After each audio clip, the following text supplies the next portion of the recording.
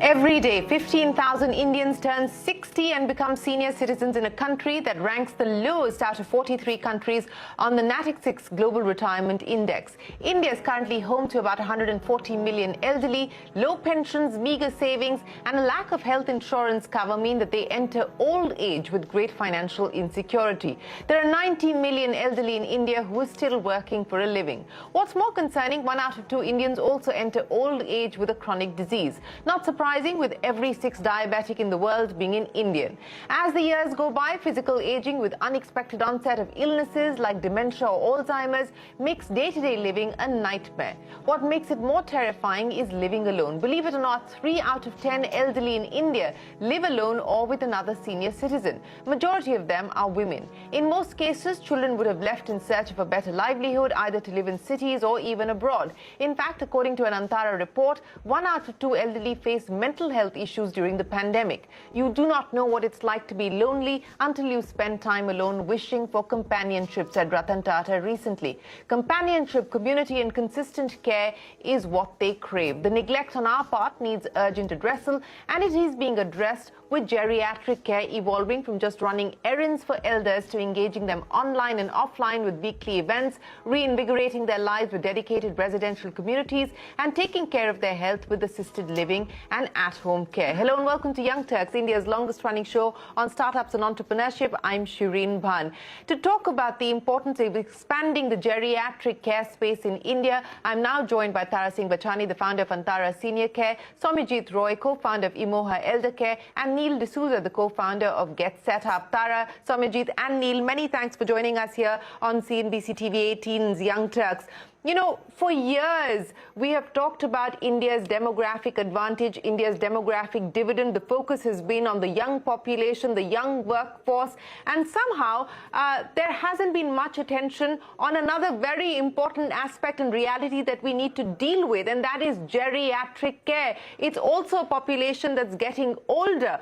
And, you know, 3 of you are perhaps a handful of entrepreneurs in India who are trying to address this space, the silver economy, the geriatric care economy. Tara, let me start by asking you, when you set up Antara Senior Living, and of course now Antara is also looking at assisted care services, wholly owned subsidiaries of Max India. What was the thought process from setting up your first senior residential community in Dehradun, you know, with 180 apartments? You're now looking at setting up in Noida, and that's almost double of what you started with in Dehradun. What have been the challenges?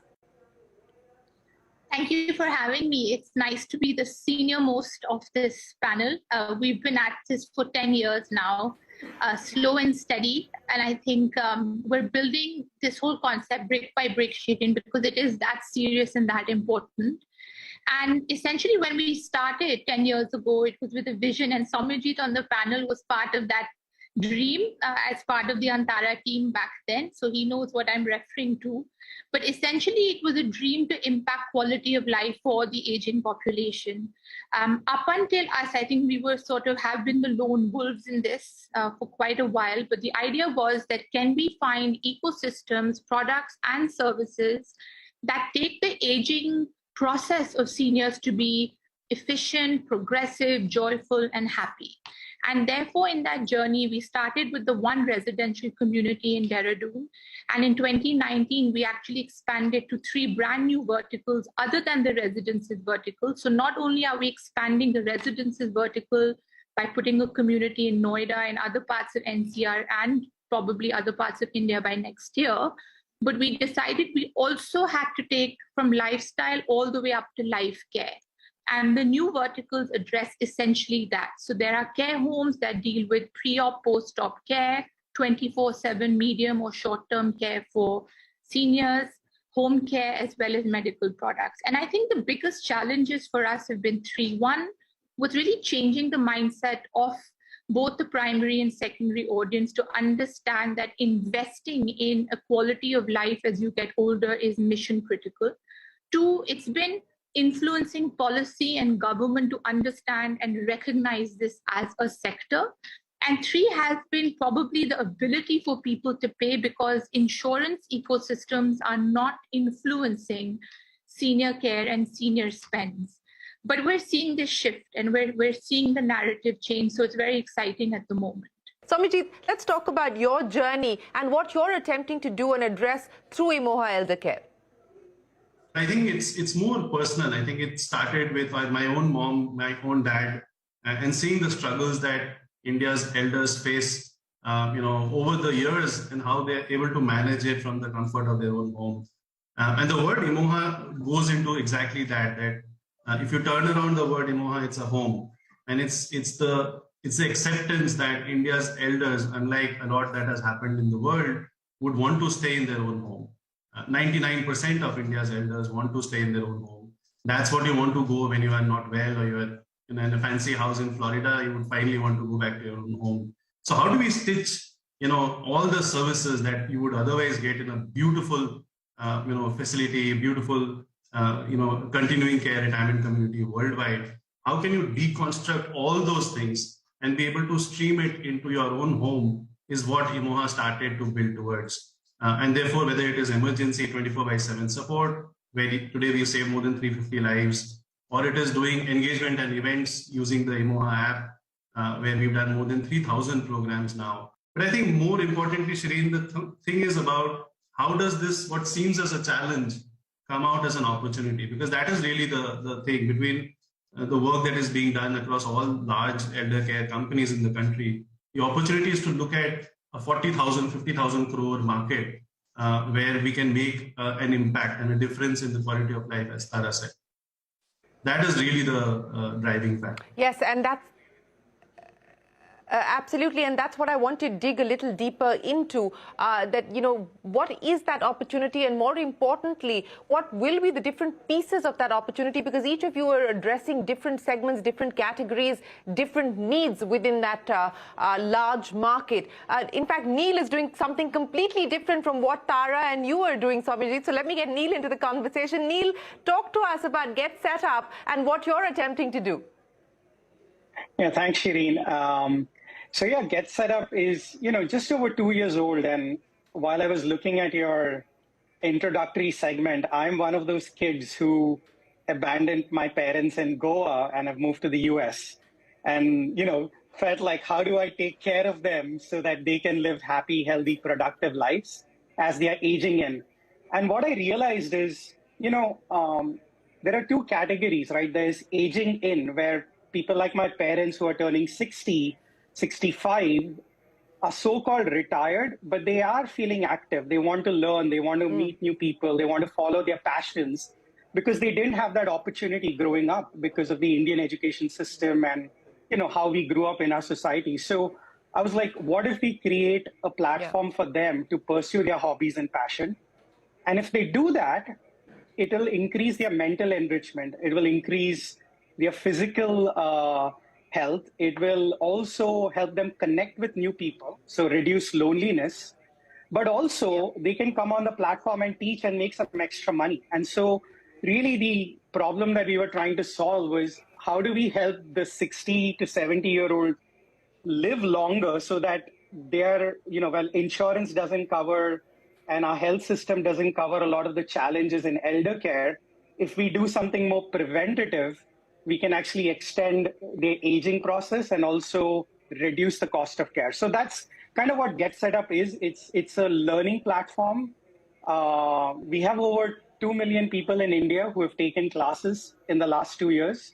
And they do everything from yoga together. They're doing discussion groups. They're playing games online. They're also doing things in person now, where they're going to concerts and they're going on cruises. So it's really allowing this generation to pursue their passions where they didn't have their opportunity, and thus living healthy lives.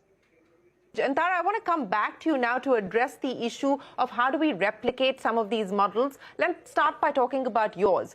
One, of course, is the assisted living model that you are now looking at. And of course, then you've got the senior communities, senior living communities that you're setting up. How do you make it accessible? How do you make it more affordable? What will need to change so that more people can avail of these services? So Shereen, I think first of all, more people like Saumyajit and Neil need to join hands. I mean, I could think of 3 things that Neil and I and Antara and Get Set Up could do together, and that in itself will have to have a multiplier effect. So Neil, please expect a phone call from me after this. The senior living bit, the residences bit, we have been able to scale up by doing joint development models with landowners who understand that there is a premium financially for them if they partner with unique niche boutique concepts like us. And the government's been, supportive in creating policies around building norms and making it easier for us to create communities. Because the fact is that while the world is going digital, and I believe in that as being a huge part of what any industry or category is, the physical proximity of human beings to one another will continue to be the clincher in aging positively and well. And that is why we believe at the fulcrum of everything we do, some level of physical manifestation of spaces and ecosystems have to exist.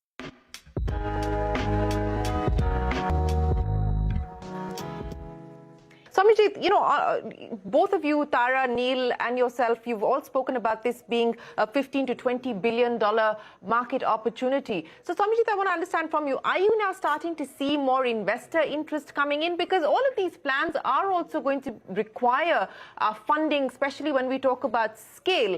So, is that starting to happen? Are you starting to see investors buy into this story, into this opportunity? And secondly, we talked about demand, and that's very clear from what each one of you has said. But on the supply side, especially when we talk about appropriately trained manpower, etc., how challenging is that going to be to build scale?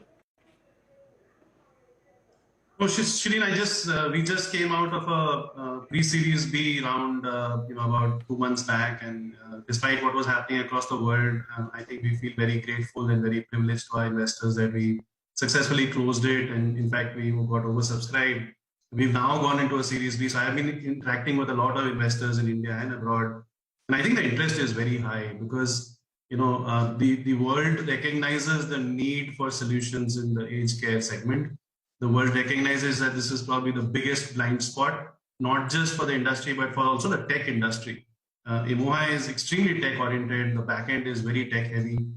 There is a whole approach towards creating a digital first solution, but also a care first and an elders first solution. So investors get it. Investors understand that this is, even if it is a 2,000 rupees per customer ARPU, we are talking of with just 1 million people on the app, it's a 24,000 crore market.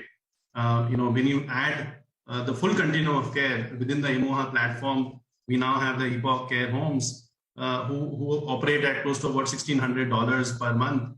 So if you look at the full continuum, investors understand that this is a very large segment, exactly as Tara mentioned, about going to about a $15 billion opportunity. So investors understand it, but I think there is a little bit of a watch and wait that is happening, which is in some ways going to keep all the players in the industry there, that you need to keep your focus, you need to keep your eye on margins, you need to keep your eyes on customer acquisition cost, on how you are scaling it up, and at every incremental zone, how the whole cost of expansion, cost of delivery is becoming better.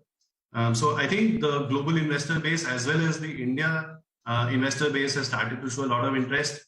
There are a lot of single HNI investors who are putting in money, which is a great indicator, despite market conditions.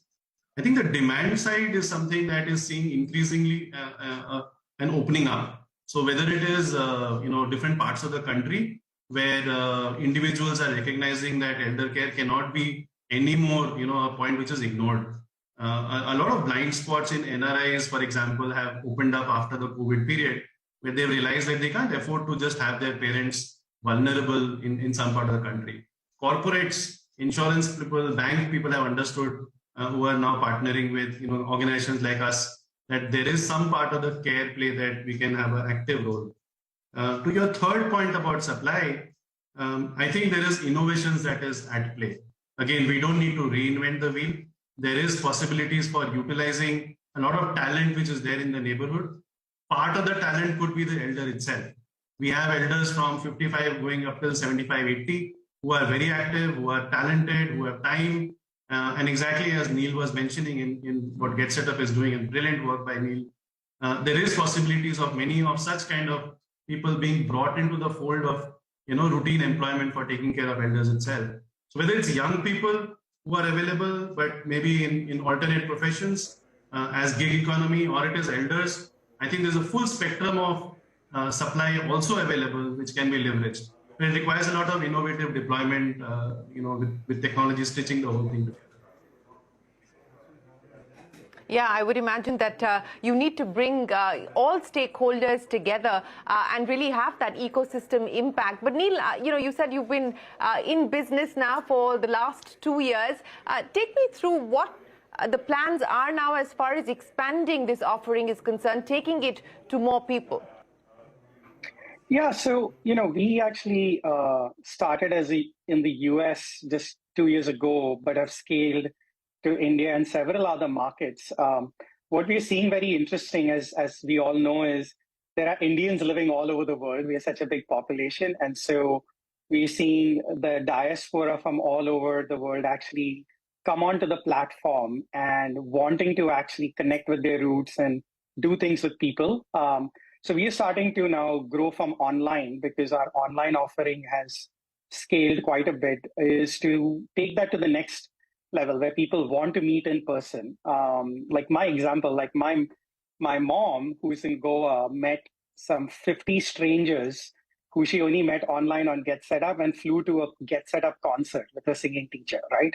And so we're seeing that desire that they connected online, but they want to do activities together and now go on holidays together with people they met. And so I think what we are doing at Get Set Up in India is actually expanding to actually follow what the customers want, because those were the opportunities they missed. And so we are doing offline events. We are leveraging, I think, underutilized assets. So if you think about coffee shops, you think about gyms that are running empty in the afternoons.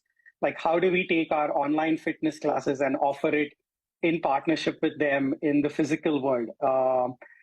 Same with financial institutions that are, they've realized that our platform has about 86% are women who have traditionally been out of the financial literacy space. Like, usually the husbands take care of all the finances, but we are seeing women on our platform being so inquisitive. So we're having banks and pension funds in India actually approach us to run more financial literacy programs, funding some businesses that are coming from these women. So it's very exciting to see the online community that was built over the last 2 years and really taking it to the offline world to actually help them accomplish some of the goals that they had as they're aging.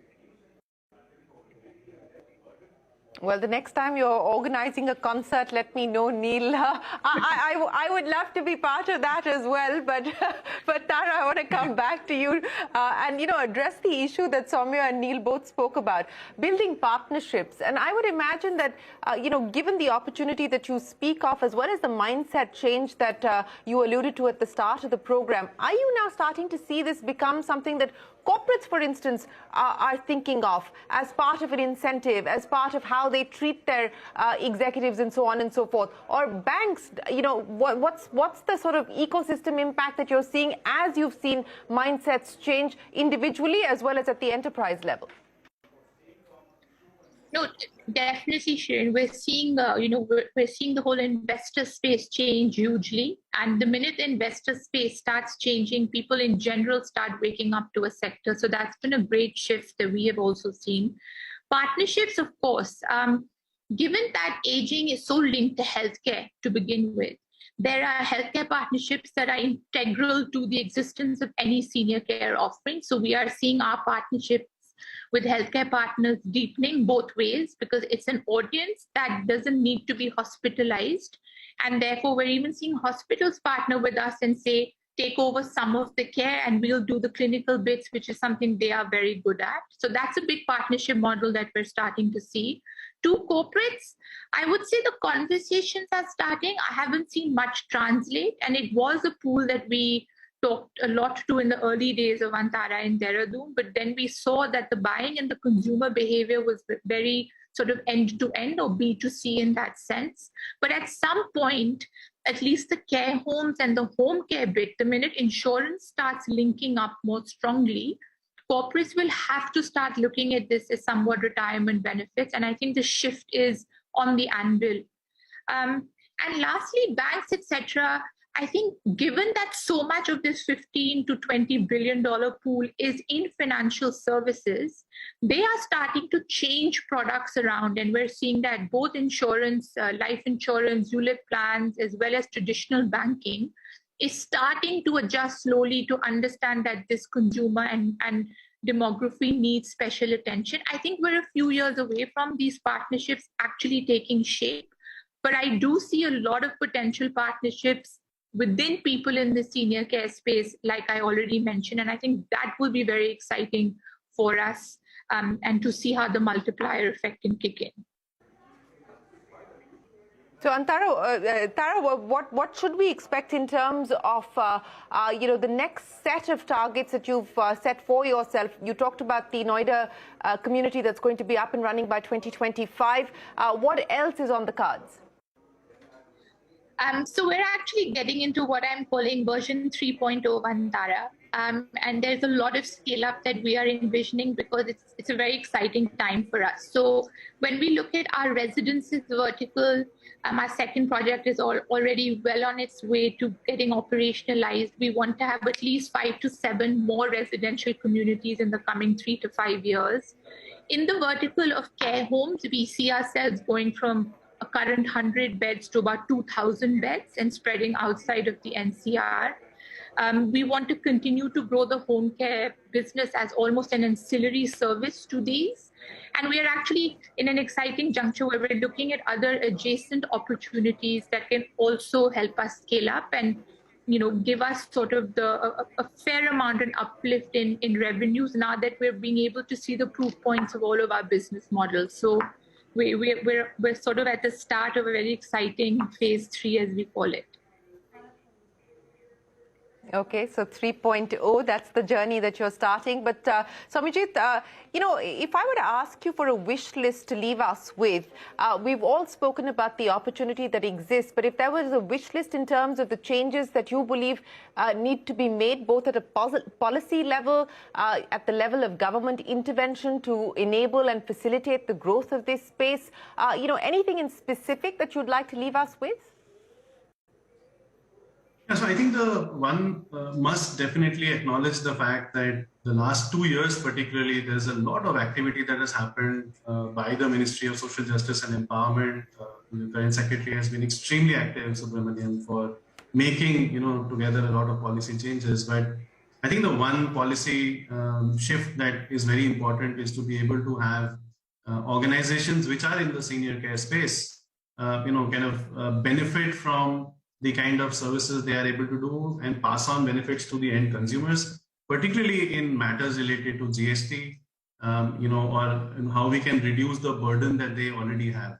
Elders across the country, as we know, they have high assets but low cash. They don't have a running income. So adding to their expenditure is not a great idea, and therefore being able to have expenditure related benefits come to them by virtue of lower tax or GST is something which is a very important aspect. Two, I think from a policy standpoint, being able to help, partnerships and able to help organizations who want to do public-private partnerships across the country, whether it's in the form of senior living or assets that, Tara talked about. I think it's a very important thing because across the country, there is a lot of communities and assets which are there. If such kind of assets could be shared, it could be a massive advantage. We are, doing a lot of programs now in Gurgaon where we are trying to see how Gurgaon can become pretty much like an elders first destination for the country. And these will require government and private sector to work very closely together. So recognizing that elders itself is a large opportunity, they are an unutilized, a great cohort that can benefit government and private sectors. I think these are small things that can play a big role from a policy standpoint. Well, Tara, Saumyajit and Neil, thanks so much for joining us here on this special edition of Young Turks to talk about the opportunities that exist in the geriatric care space, and more importantly, the kind of products and services that will be required to ensure that as we age, we also age with dignity and joy. Tara, Saumyajit and Neil, we wish the three of you the very best of luck. Thanks so much for joining us here on Young Turks. We'll take a break. There's a lot more coming up on CNBC TV 18. Don't go anywhere. We're back in a minute with more.